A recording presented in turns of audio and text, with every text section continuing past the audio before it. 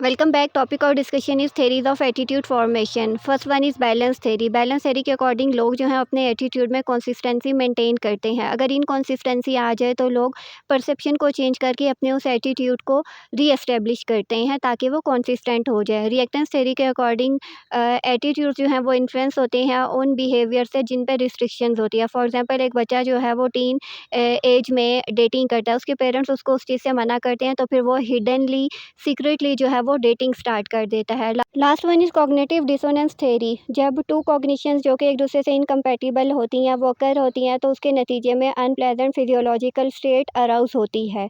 For example एक बच्चा जो है वो ऑनेस्टी को प्रमोट करता है लेकिन दूसरी तरफ वही बच्चा एग्ज़ाम में चीटिंग करता है।